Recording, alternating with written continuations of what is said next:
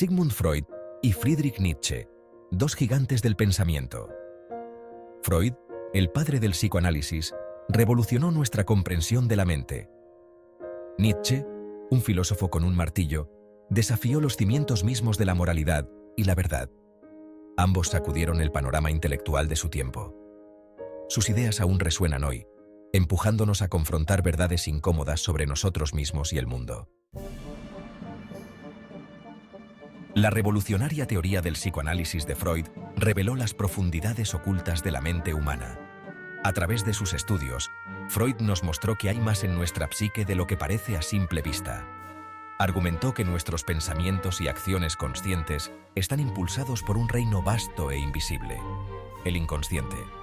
Este reino es un lugar donde se esconden nuestros deseos más profundos y nuestros miedos más oscuros. Este inconsciente es un campo de batalla de impulsos primarios, recuerdos reprimidos y la lucha por el equilibrio psíquico. Aquí, nuestras emociones y deseos no resueltos luchan por salir a la superficie. Dentro de este marco, Freud identificó tres estructuras psíquicas: el ello, el yo y el superyo. Estas estructuras interactúan constantemente, creando un delicado equilibrio dentro de nuestra mente.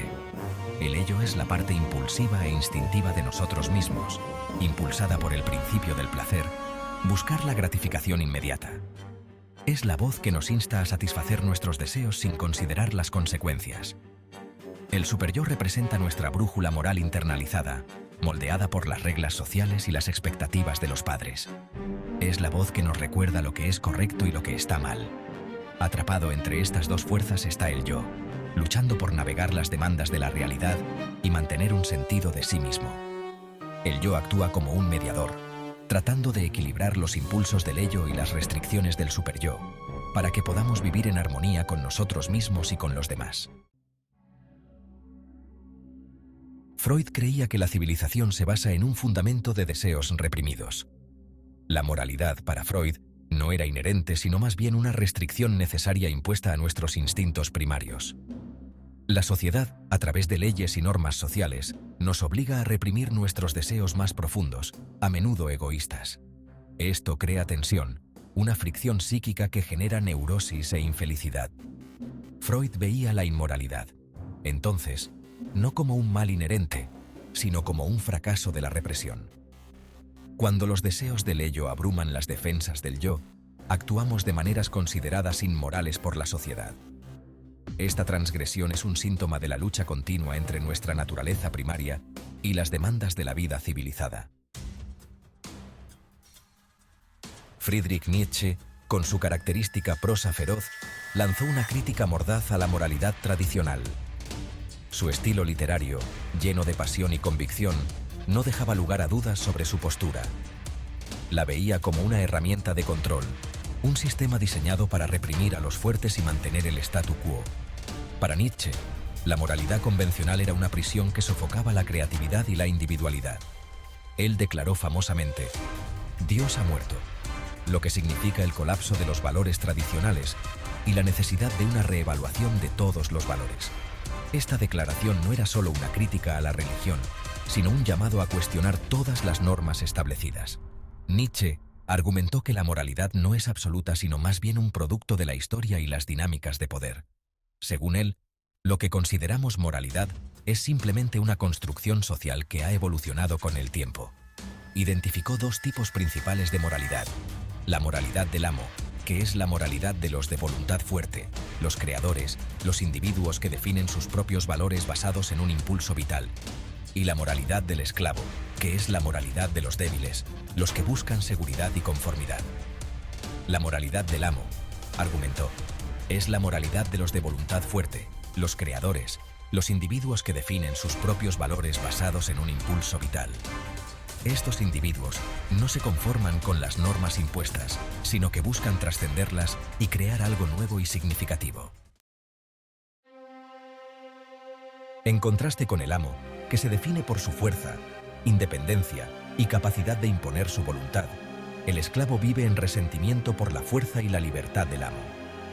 Este resentimiento no es solo una emoción pasajera, sino una fuerza poderosa que, según Nietzsche, genera un tipo diferente de moralidad, la moralidad del esclavo. La moralidad del esclavo valora la humildad, la compasión y la obediencia, no como bienes inherentes, sino como virtudes que sirven para socavar el poder y los valores del amo. Nietzsche veía al cristianismo, con su énfasis en la humildad y el autosacrificio, como un excelente ejemplo de la moralidad del esclavo. Para Nietzsche, esta moralidad no solo afectaba a los individuos, sino que también tenía un impacto profundo en la sociedad en su conjunto. Argumentó que había envenenado la civilización occidental, inculcando un sentido de culpa y vergüenza que sofocaba el potencial individual.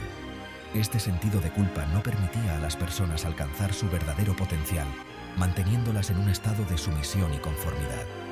Creía que el verdadero camino hacia la realización humana residía en abrazar nuestra voluntad de poder, liberándonos de las cadenas de la moralidad del esclavo y buscando nuestra propia grandeza. Un concepto central en la filosofía de Nietzsche es el del, a menudo traducido como el superhombre. Este no es un superhombre literal, sino un ideal del potencial humano. El superhombre trasciende las limitaciones de la moralidad convencional y crea sus propios valores basados en una profunda afirmación de la vida, abrazando la creatividad, la pasión y la voluntad de poder. Para Nietzsche, la voluntad de poder no es simplemente un deseo de dominación sobre los demás. Es un impulso fundamental dentro de todos los seres vivos para esforzarse, crecer, superar obstáculos y crear. El superhombre encarna este impulso en su forma más pura, viviendo una vida de autocreación y autodominio. Freud y Nietzsche, a pesar de sus diferentes enfoques, desafiaron la comprensión tradicional de la moralidad. Freud la veía como una represión necesaria de nuestros impulsos primarios, esencial para el funcionamiento de la civilización, pero también una fuente de descontento.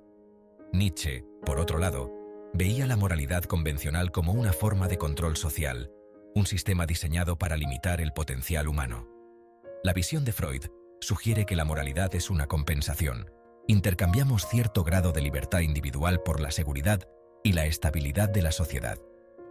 Nietzsche, sin embargo, rechaza esta compensación, argumentando que la verdadera libertad y la realización residen en trascender las limitaciones de la moralidad convencional. Las ideas de Freud y Nietzsche continúan resonando en el siglo XXI.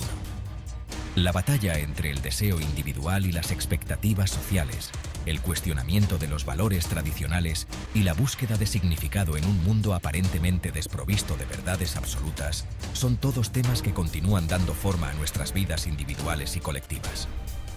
Su trabajo sirve como un recordatorio de que la moralidad no es fija ni absoluta, sino más bien una construcción en constante evolución moldeada por la historia, la cultura y el poder. Sus ideas nos desafían a examinar críticamente nuestras propias creencias y a cuestionar las suposiciones sobre las que se basan nuestras sociedades. Una pregunta para nuestros tiempos. ¿Cómo sería un mundo sin las restricciones de la moralidad tradicional? ¿Descendería al caos y la violencia, como algunos temen, o marcaría el comienzo de una nueva era de libertad individual y creatividad? Freud podría argumentar que tal mundo sería insostenible, que el ello desenfrenado conduciría al colapso del orden social. Nietzsche, por otro lado, podría dar la bienvenida a la destrucción de los viejos valores como un paso necesario hacia la creación de algo nuevo. Podría verlo como una oportunidad para el surgimiento del superhombre, el individuo que puede forjar su propio camino y crear su propio significado en un mundo sin valores preestablecidos. La tensión entre el deseo individual y las expectativas sociales no es simplemente un debate filosófico. Es una experiencia vivida. Luchamos con estas preguntas a diario en nuestras relaciones, nuestras carreras y nuestras interacciones con el mundo que nos rodea. Cada elección que hacemos, desde lo mundano hasta lo profundo, refleja nuestra propia brújula moral interna. Comprender las perspectivas de Freud y Nietzsche puede ayudarnos a navegar estas complejidades. Al reconocer las fuerzas que dan forma a nuestras propias creencias morales, podemos comenzar a tomar decisiones más conscientes y auténticas. Podemos elegir abrazar los valores que resuenan con nuestro ser más profundo, incluso cuando reconocemos la necesidad de cooperación social.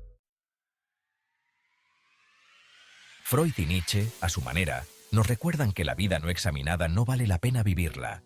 Nos desafían a cuestionarlo todo, a profundizar en nuestra propia psique y a confrontar las verdades incómodas sobre nosotros mismos y el mundo que nos rodea. Su legado no es un conjunto de respuestas, sino un llamado a la acción, un llamado a pensar críticamente, a vivir auténticamente y a crear significado en un mundo que a menudo parece carecer de él. Nos instan a ir más allá de las dicotomías simplistas del bien y el mal y a abrazar las complejidades y contradicciones que nos hacen humanos. El viaje, como ambos sabían, depende en última instancia de nosotros.